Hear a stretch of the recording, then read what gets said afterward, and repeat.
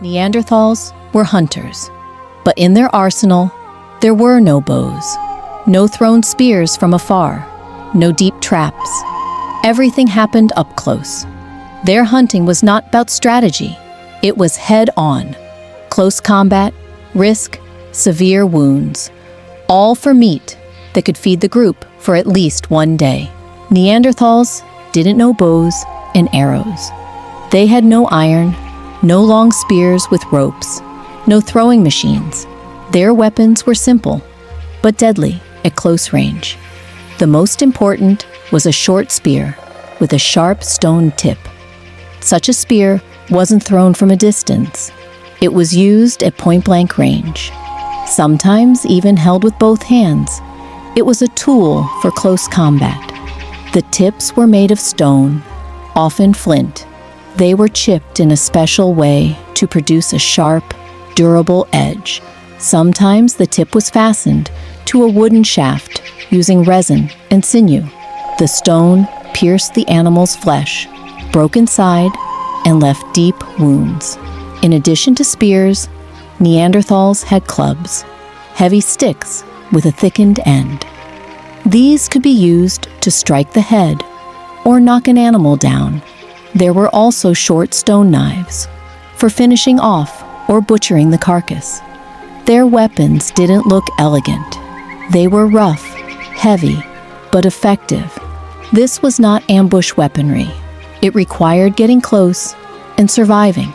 Every hunter knew his spear. He made it himself, sharpened it, tested it.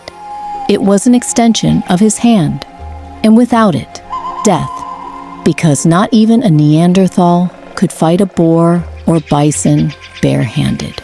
Hunting for Neanderthals wasn't just fighting an animal. It was tactical. Without bows and traps, they had to use terrain, wind, and coordination. They knew animal behavior, understood where they would run, how they reacted to noise, and where they could be cornered.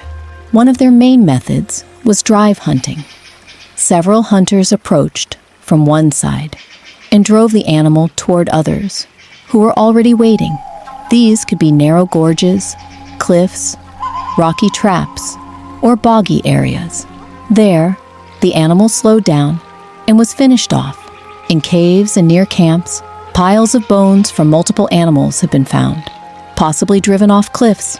Such hunts required coordination, planning, and signals, not verbal, gestures, shouts, noise, which means they could act as a team. They could also sneak up from ambush. For example, to a lone animal drinking from a stream. One distracts, the other strikes from the side. Everything happened quickly. A blow, and then a quick retreat. If the animal didn't fall, it had to be fled from. There was often no second chance. The larger the prey, the more people were needed. Neanderthals didn't face a mammoth alone. But if the tribe was starving, the risk was worth it. Their tactics were simple, but effective. Not about elegance, about survival. When the animal was cornered or approached, combat began. It was close contact, almost hand-to-hand. Neanderthals had no chance of hitting from afar. They struck with the spear directly into the body, side, neck, belly, sometimes even mid-leap. If the blow didn't kill immediately, the animal struck back.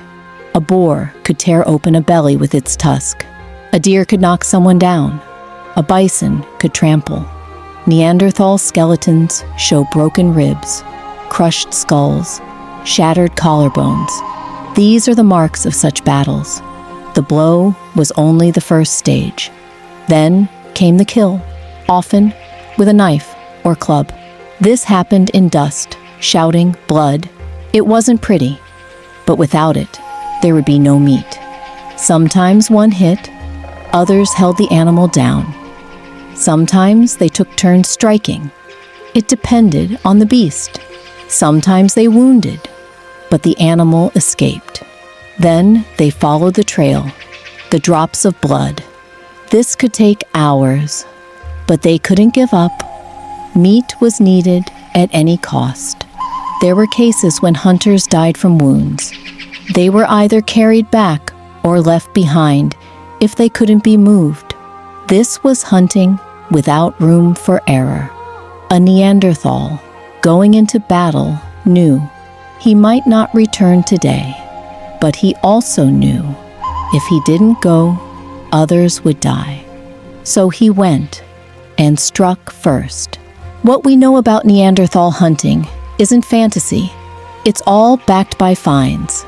Archaeologists have discovered numerous sites where, next to animal bones, there are fragments of stone tools, traces of fires, bloodstains in the soil. These are real hunting sites. In animal bones, they found embedded spear tips, stone blades deeply lodged in ribs, pelvic bones, skulls. This means the blow came from close range and with great force. Some bones are fully pierced, even in large animals, which means the weapons were powerful. There are camps where skeletons of several animals of the same species lie together. This suggests mass hunts, likely drive hunts. Animals were driven off a cliff or into traps. There they were finished off. Below, a pile of bones. Above, tracks and rocks. This isn't coincidence. It's hunting strategy. On human skeletons, numerous injuries. Fractures, dislocated shoulders, skull cracks. Some healed, meaning the person survived. Some were fatal. This was the price of hunting. Everything points to the fact that meat came through pain. No fantasies, just facts. Traces of blows, blood, tools, burns. Neanderthals took risks, and archaeology proves it. The way Neanderthals hunted, it wasn't savagery. It was a conscious choice. They had no long-range weapons, no horses, no nets. But they still went out to hunt, and their hunt was a fight, which means they weren't just strong, they were brave. To get close to an animal, you have to know how not to be afraid. You have to be ready to die. Neanderthals weren't reckless. They knew what they were doing. Their bodies were specially adapted. Strong bones, powerful arms, short but strong legs. That's not chance. It's evolution for close combat. Their brains were no smaller than ours, which means they planned, chose routes, coordinated. Without teamwork, hunting would have been impossible. They read the terrain, noticed tracks, understood animal behavior. This wasn't instinct. It was experience. And most importantly, they did it not for glory, not for adrenaline, for meat, for family, so that children wouldn't starve, the fire wouldn't go out, and tomorrow would still come. Their hunting was a form of care.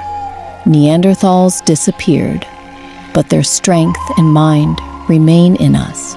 We are descendants of those who survived, not through weapons, but through willpower, and their hunting proves it.